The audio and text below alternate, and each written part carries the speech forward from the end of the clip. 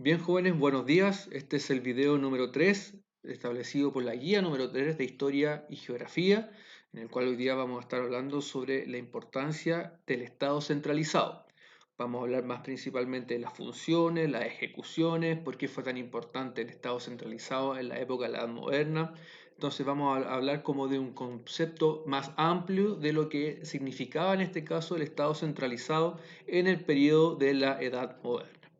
Bien, para partir vamos a hacer un pequeño resumen y algunos análisis importantes antes de ya focalizarnos principalmente en lo que habla la guía y de lo que habla principalmente el concepto general del Estado centralizado.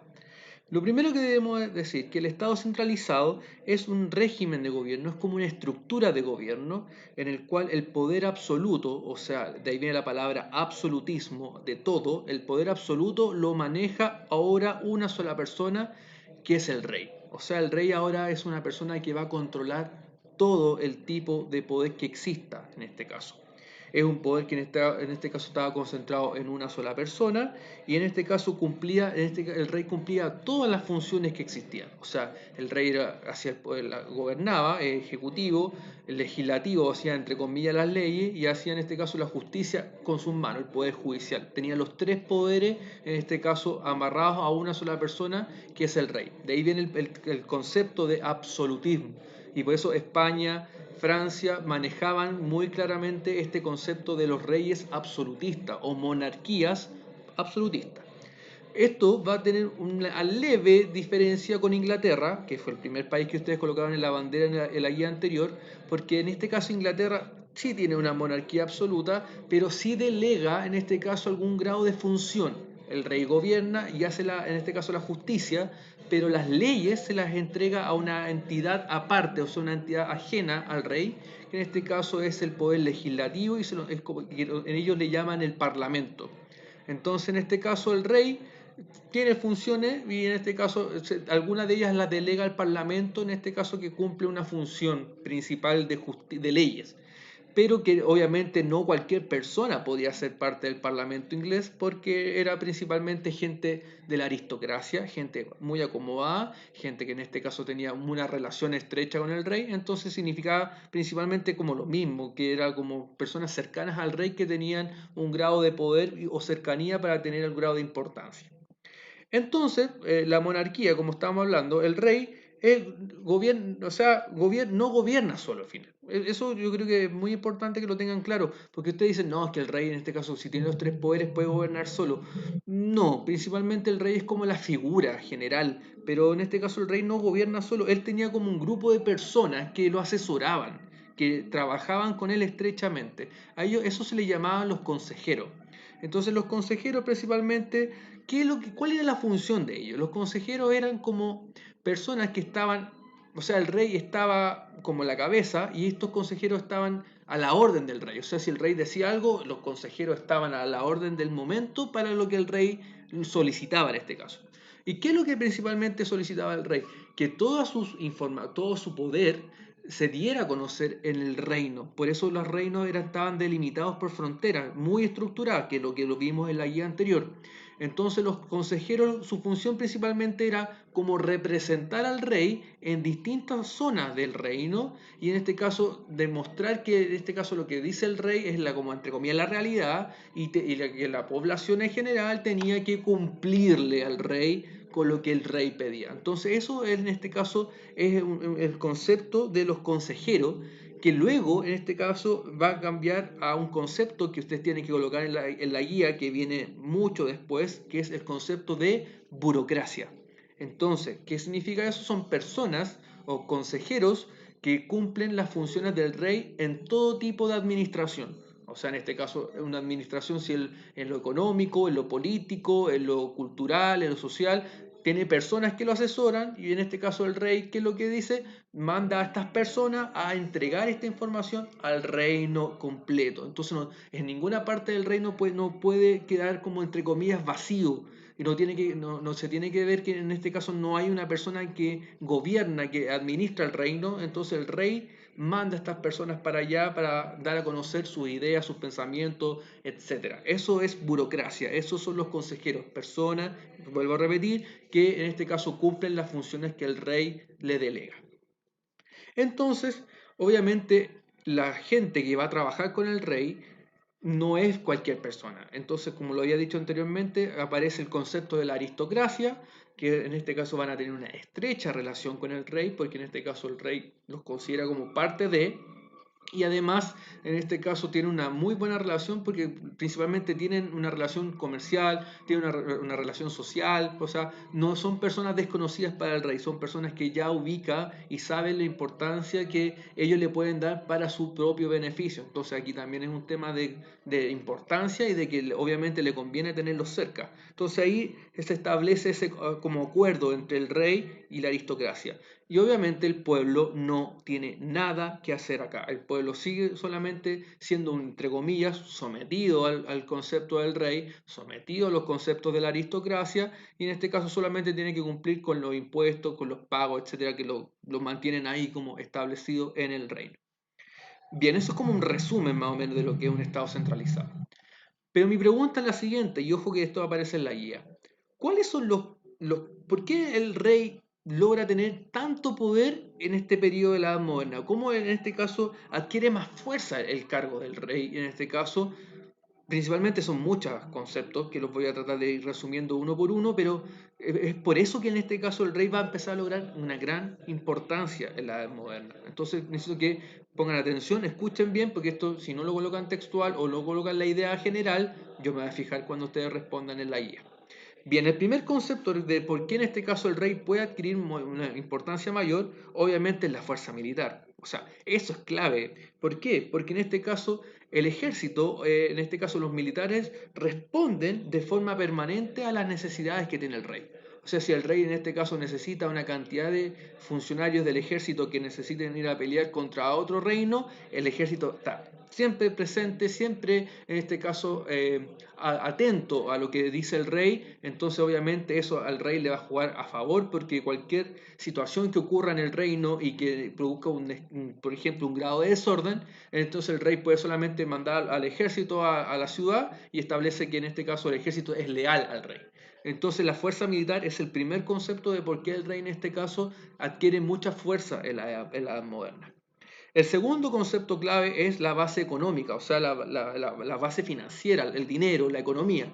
¿Por qué en este caso? Porque establece el pago de los impuestos, o sea, el rey crea impuestos para generar beneficios económicos, o sea, en este caso establece pagos obligatorios de las personas para el beneficio del rey, para el beneficio de la aristocracia y para el beneficio de los ejércitos. O sea, es muy importante esto porque en este caso la sociedad paga impuestos para que en este caso el rey pueda vivir de alguna forma cómoda, para que el rey pueda pagarle a las personas que van a entregar sus funciones a otras ciudades dentro del reino, que son en este caso la burocracia o la aristocracia, y también, o consejeros, y también para pagarle al ejército, porque el ejército también tiene que, en este caso recuerden, tiene que mantenerlo como un fiel aliado, entonces si les paga en este caso, obviamente los va a tener contentos y los va a tener en este caso siempre a su lado, entonces va a ser muy importante eso. Y además porque va a tener en este caso otro aliado muy importante que van a ser los préstamos bancarios. O sea, los bancos van a tener una estrecha relación con los reyes porque en este caso los reyes, cuando necesiten algún grado de dinero urgente, rápido, los bancos van a estar siempre disponibles para el rey para entregarle su dinero. Obviamente puede ser, por ejemplo, para el ejército, como yo lo había dicho anteriormente, o también puede ser para los funcionarios que van a trabajar para el rey, que en el caso de algún grado de importancia o de urgencia monetaria, los bancos siempre van a estar presentes ahí. Recuerde que los bancos van a empezar a surgir con mucha fuerza en las ciudades en la época de la Edad Moderna. Recuerde que antiguamente el campo era el fuerte, ahora las ciudades vuelven a tener importancia. Otra importancia de por qué en este caso el rey adquiere mucha importancia, vuelvo a repetir, en la Edad Moderna, es en este caso el concepto de la idea general del poder romano. O sea, ellos vuelven a la injerencia del imperio romano, o sea, de que en este caso el soberano, el rey, es una autoridad y es una autoridad en este caso no divina, ojo, no es una autoridad eclesiástica de poder de iglesia, pero sí una autoridad importante, o sea, de que en este caso el rey no puede ser en este caso mirado en menos, es la autoridad máxima del reino y él se le merece todo su respeto. ¿Y cómo lo utiliza? Por ejemplo, el aspecto, y saca siempre a relucir el aspecto romano, que los emperadores tenían un gran poder porque controlaban el ejército, controlaban los impuestos, en este caso siempre tenía esa relación y lo utilizaba a su favor. La idea, en este caso, del poder romano lo utilizaba a su favor. Otro concepto también importante es el Estado moderno, que es lo que habíamos dicho anteriormente, el Estado centralizado, ahora es el Estado moderno, que en este caso establece muchos conceptos clave. Por ejemplo, la unidad territorial, o sea, la marcación de un territorio, la demarcación de la frontera, que en este caso no tiene, en este caso, como una frontera dudosa, que no sé si mi frontera llega hasta aquí o llega hasta allá, no, el rey ya tiene establecido hasta dónde llega su frontera y principalmente siempre eran zonas naturales, un río o un cerro que los dividía, entonces había ya establecido dónde estaba esa frontera. Obviamente el poder central, que existía una persona que gobernaba ese reino, que obviamente es el rey, entonces se sabía que había una persona, un poder, en este caso un poder central.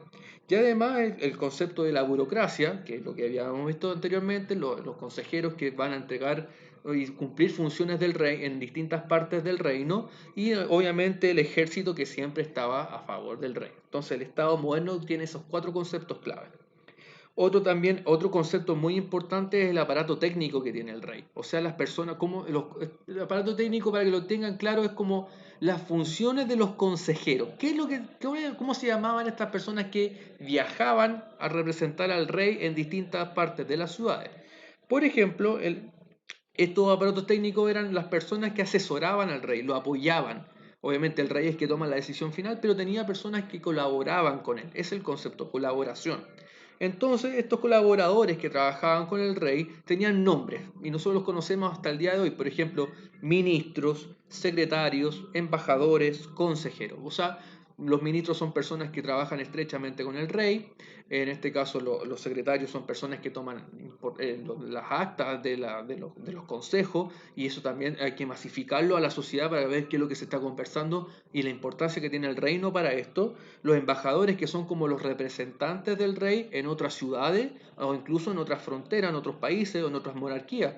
De hecho, el concepto embajador es muy actual en Chile o en el mundo en general ahora, porque, por ejemplo, si Chile, en este caso, una persona viaja a otro país, a Perú, por ejemplo, Chile tiene una embajada en Perú en el cual una persona tiene algún problema, un chileno viaja a esa embajada y, y tiene una respuesta por el gobierno de Chile. En este caso es lo mismo, embajadores en el Estado monárquico tienen la diferencia de que en este caso manda el rey a una persona que tiene muy buena relación con otra monarquía y tienen contactos o relaciones comerciales, relaciones políticas, entonces se mantiene es un ente entre el rey y la otra monarquía para tener una buena relación. Entonces eso también puede relacionarse con embajador. Y obviamente los consejeros, que son las personas que asesoran alguna idea del rey, en este caso puede asesorarlo en el aspecto económico, en el aspecto político, en el aspecto social, o sea, son personas que lo asesoran. También está otro concepto clave de por qué el rey gana mucho poder en el periodo de la Edad Moderna, es el estado absolutismo. Recuerden, absolutismo es porque el rey en este caso concentra todo el poder. ¿Y por qué lo concentra en este caso? Por ejemplo, están los ejércitos unificados y son profesionales. O sea, no son cualquier persona que va a participar en el ejército porque es un ejército claramente preparado, o sea, es un ejército que constantemente se está preparando para alguna guerra o para una guerra civil, para una guerra entre las ciudades, siempre está ahí presente y en este caso es profesional porque se le paga.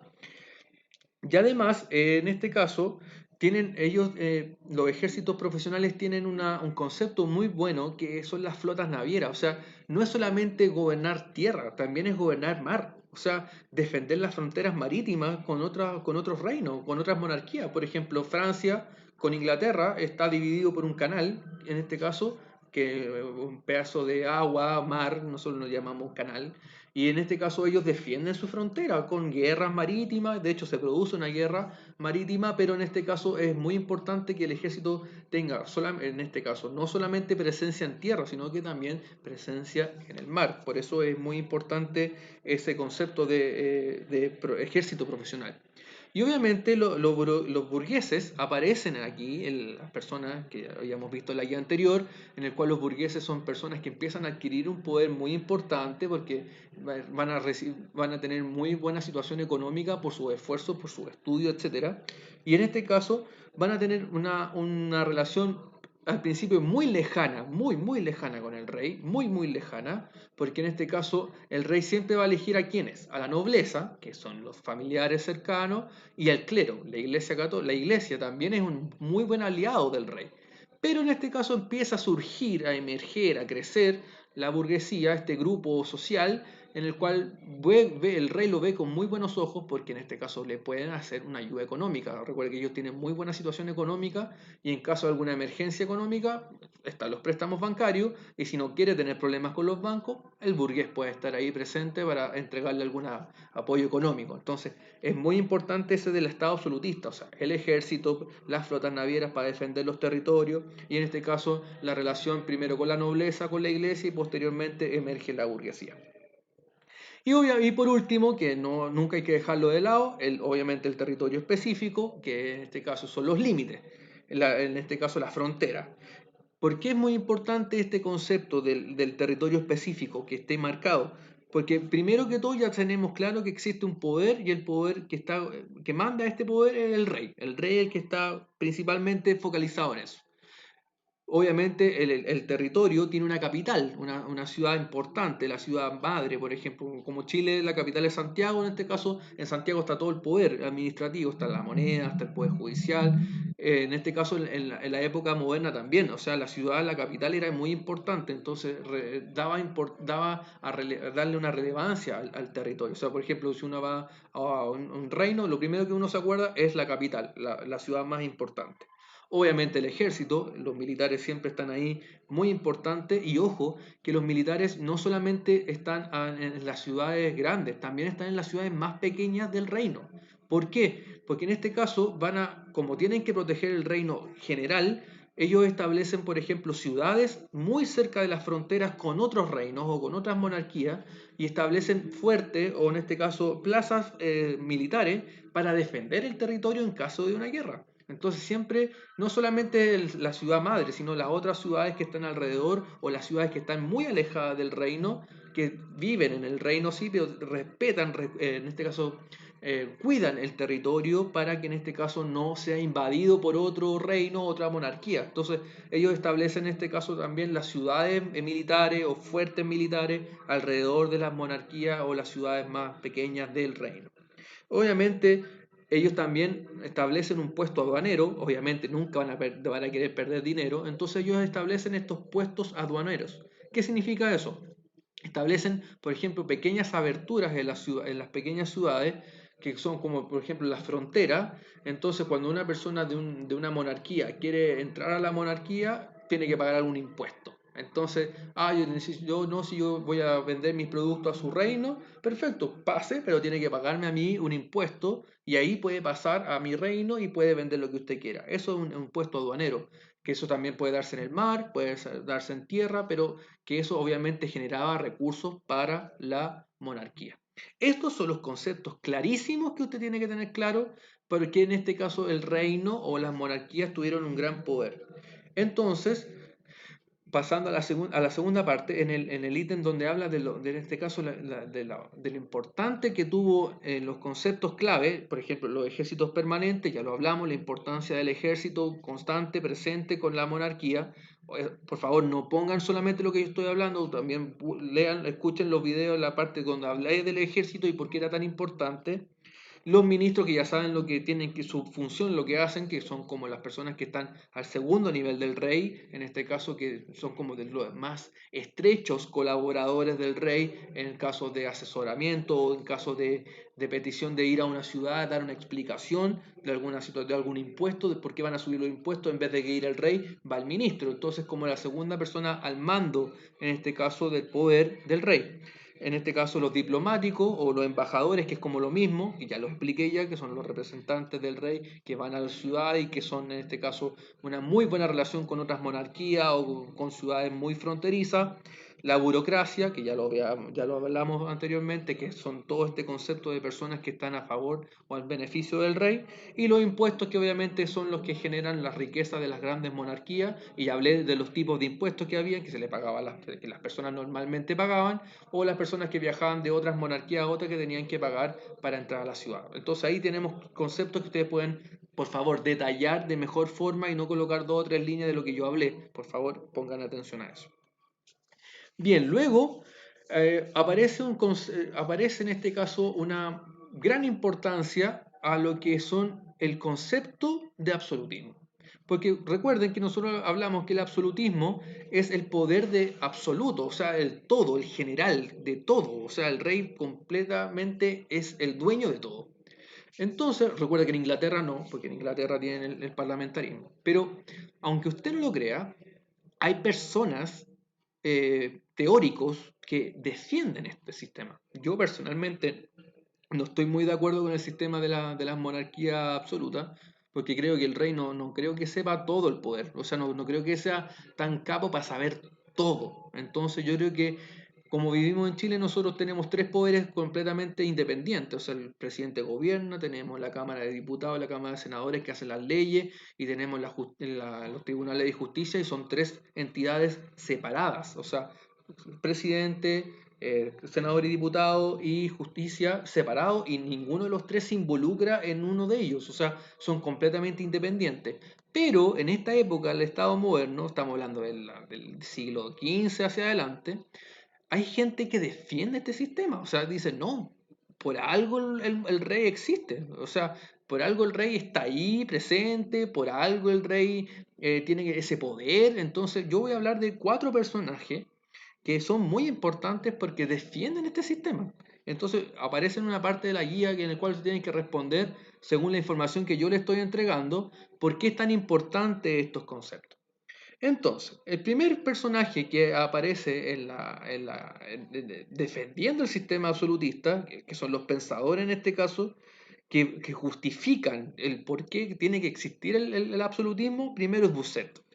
Bossuet es el principal defensor de la monarquía absolutista. Él defiende esta doctrina, es como el padre, así como que no le gusta que le toquen al absolutismo.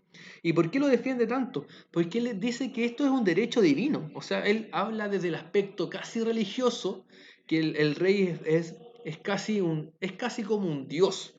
Entonces no hay por qué en este caso inculparlo, no hay que por qué en este caso enjuiciarlo. Él, si toma una decisión es porque supuestamente Dios le dio ese poder para tomar esa decisión. O sea, él es como un férreo defensor del absolutismo. En este caso, Bossuet establece el poder de Dios, y en este caso lo más fundamental es que en este caso el rey es el que tiene ese poder. Entonces no es cuestionable. En ningún momento se le va a cuestionar algún pensamiento que tiene el rey de alguna decisión. Eso es muy importante.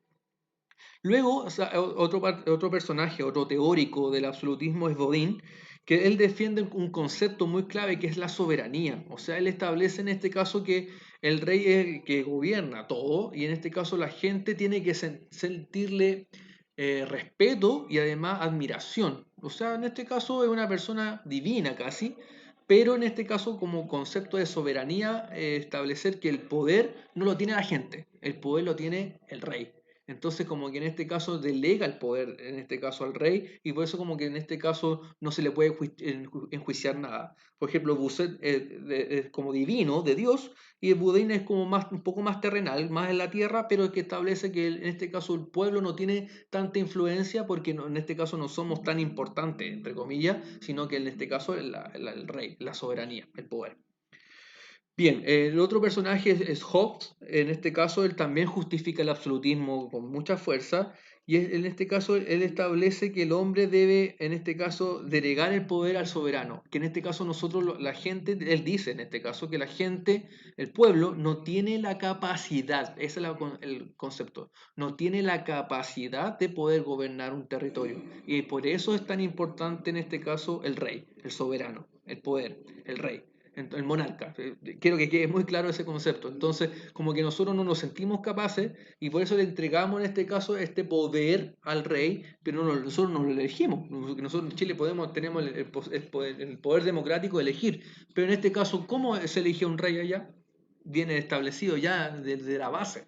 Entonces, obviamente, nosotros, en este caso, Hobbes establece ese concepto, o sea, la ciudadanía, la gente, el pueblo, entre comillas, no tiene la posibilidad de poder tener ese grado de responsabilidad y se lo delega al soberano, en este caso el monarca o el rey.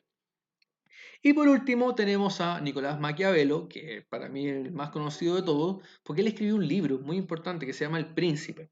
Él establece un concepto muy importante y de hecho lo considero como fuerte él lo exponga de esa forma, porque él dice, la obligación del gobernante es mantener el poder y la seguridad, esa es su función, pero en este caso a cualquier costo. O sea, si en este caso él establece una idea de que tenemos que defender la seguridad y hay que hacerlo a cualquier forma, o sea, da lo mismo cómo, pero hay que cumplirlo. Entonces como que él es como un sistema como que es arrebatado, o sea, llega y impone nomás, no tiene ningún grado de enjuiciamiento, si dudoso, no, si el rey tiene que tomar esa decisión, se toma nomás. Entonces, Nicolás Maquiavelo en ese concepto es muy radical, es muy drástico. Entonces, establece ese concepto, o sea, el rey tiene que cumplir estas funciones, tiene que en este caso tener el poder, mantener el poder y la seguridad. Y si tiene que tomarlo de alguna forma, así va a ser y se tiene que respetar. Entonces, obviamente estos cuatro pensadores establecen muchas ideas establecidas así, de que el absolutismo es sumamente importante. O sea, en la época moderna, el Estado absolutista era muy importante. O sea, y aparte tenía una influencia muy fuerte en Europa. Entonces, imagínense, Francia y España, que eran grandes monarquías, tenían mucho poder, no solamente por territorio, sino por la influencia en otros lugares. Obviamente Inglaterra también. Pero en este caso, por eso es tan influyente estos conceptos del Estado centralizado, el Estado moderno, etc. Entonces, para resumir, por ejemplo, el poder de Dios, Busset lo defiende a morir, establece como un derecho divino que el soberano venga desde esa mirada. Entonces, Busset defiende ese personaje como un personaje divino, soberano, que casi divino y establecido por Dios. Ojo, el rey, por ejemplo, el rey no responde a ninguna persona, o sea, el rey solamente responde por él, y en este caso, si tiene que responder por algún tipo de situación puntual, él le tiene que responder a Dios, no le tiene que responder al pueblo, porque recuerde que el pueblo en este caso no tiene ninguna influencia en las decisiones que toma el rey, ninguna. Entonces, por ejemplo, la población, la gente, o como le estoy diciendo, no tiene derecho a nada, no tiene acceso a nada, entonces no tiene con qué criticarle lo que hace el rey, no tiene por qué en este caso enjuiciarlo, porque en este caso no tiene gran influencia en la gente. En este caso la monarquía obviamente tampoco tiene que rendirle cuentas al pueblo, no tiene por qué establecer y pensar en el pueblo, porque en este caso lo que la monarquía le importa es mantener un reino seguro, una monarquía fuerte, una monarquía establecida, una monarquía con impuestos que generen en este caso ganancias, pero no ganancias para todos, sino que ganancias principalmente para ellos. Entonces en este caso no se piensa mucho en la gente, en el pueblo en este caso. En este caso, recuerde como el rey principalmente tiene los tres poderes, el ejecutivo, el legislativo, el judicial, como maneja los tres poderes, en este caso las leyes las hace él y si él las desarma o las arma, cuestión de él. Y en este caso la gente, nada que hacer. O sea, si al rey se le ocurre crear un impuesto que tiene el doble de lo que pagaban, la gente no puede decir, no, es que nosotros no queremos pagar, porque no, en este caso la población tiene que decir, bueno, no hay problema, vamos a ver la posibilidad de poder pagar ese impuesto. O sea, en este caso no hay una duda del por qué el rey hace esto. Porque en este caso, como lo establece Hobbes o lo establece en este caso Busset, es un personaje que en este caso no se le puede cuestionar en nada. Y en este caso, obviamente, todos debemos respetar al rey. O sea, en este caso no hay ninguna persona que pueda decir, no, yo no voy a ser al rey porque el rey es injusto. Mentira. O sea, todos van a respetar al rey porque corresponde. Bien, Eso es principalmente la guía número 3, los conceptos claros del Estado centralizado, hablamos de por qué en este caso el rey es tan importante, hablamos de los conceptos, en este caso la burocracia que trabaja el rey, por ejemplo el ejército, por qué es tan importante el ejército permanente, quiénes son los ministros, quiénes son los embajadores o los diplomáticos, qué es la burocracia, qué es un impuesto, ya eso ya lo explicamos, y obviamente los teóricos del absolutismo como son Busset, Bodin, Hobbes y Maquiavelo. En la parte final de la guía me parece una pregunta en la cual usted tiene que leer un extracto de un libro de Busset que habla sobre el derecho divino y usted solamente tiene que responder, por favor, no responda preguntas con respuestas cortas, por favor. Si le estamos dando el tiempo, las líneas, 3 o 4 o 5 líneas, ocúpela, porque usted tiene que leer eso y analizar y pensar un poco por qué ocurre esa pregunta y qué es lo que yo quiero escuchar de esa respuesta. No es, sí, me parece interesante. No, tiene que ser, sí, me pareció interesante por esto, por lo que habla en esta parte.